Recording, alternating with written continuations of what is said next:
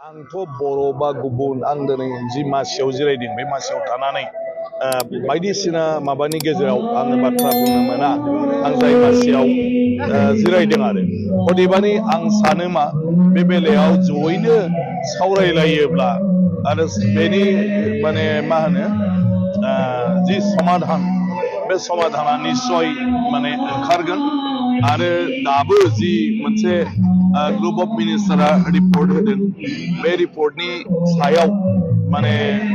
जोंनि दैदेनगिरिफ्रा सावरायगासिनो दङ आरो बे सावरायनायाव चिफ मिनिस्टार बिथाङाबो बुंदों जे बयजोंबो सावरायनानै खालामगोन आरो आगोलावबो सावरायनानै मावबोलायबाय थादों बेवहाय माखासे आरोबाव एसे माने बुजिलायनायाव हयथ' अभाब जादों हयथ' सरकाराबो बुजिनायाव अभाब जादों आरो नङाबा माने बायदिसिना बाथ्राफोरखौ लानानै जोंनि माखासे दैदेनगिरिफोरनि बुंनायावबो बबावबा बेबायदिनो मोनसे मा होनो अभाब जादों बुजिहोनायाव गतिके दा जिहेतु फिन सावरायफिनबाय आं सानो बयबो खौसे जानांगौ बेखौ दाय होलाया जासे मुं सुलाया जासे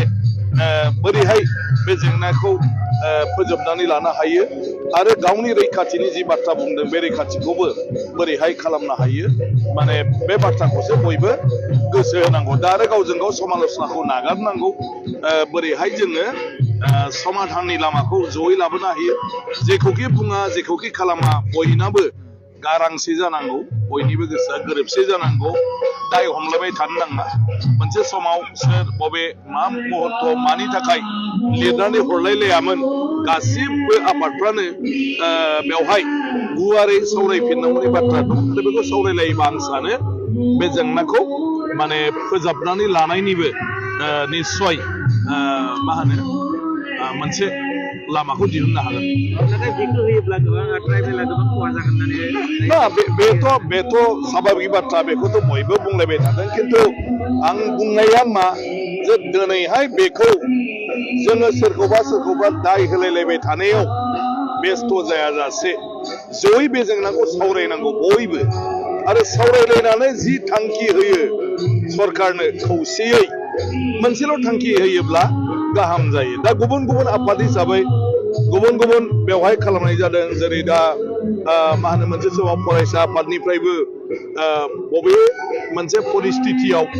माबायदि बेफोरखौ माबा खालामनाय जायामोन बेबो मोनसे थाहैबाय जोंनि एनडिपिनि सावरायनाय समाव बेवहायबो मेम'रेन्डाम होनाय समाव सावरायनायाव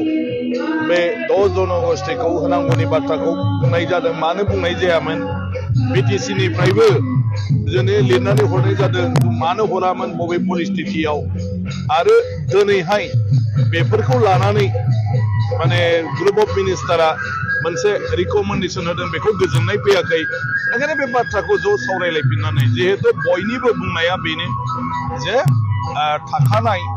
माने ट्राइबेलफ्रा खुनु खहा जायाजासे बे जानांगौ आरो पार्लियामेन्टआव आं गावनो दङमोन जेला बिलखौ दैखाङो अब्ला पार्लियामेन्टनि एसुरेन्सआबो बेनो जे थाखानाय ट्राइबेलफ्रा खुनु खथि जाया आरो गोदानै जागोनफोरनि थाखाय गोदान माने बिसोरनो सुजुग सुबिदाफोरखौ राहा खालामनानै होनाय जागोन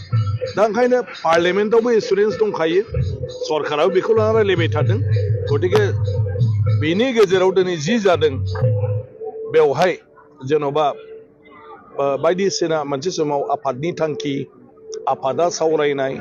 बिटिसि सरकाराबो माबा मोनसे लिरनानै हरनाय बेखौ लालायनानै गावजों गाव मोनसे मा होनो दिनै भुल बुजाबुजि जानो नागिरदों दा बेयाव थाङा जासे बे बाथ्राफोरखौ जायफ्रा हारिखौ दैदेनगासिनो दं आफादफोरखौ दैदेनगासिनो दङ माने बिसोर जयैनो खौसेयै सावरायनानै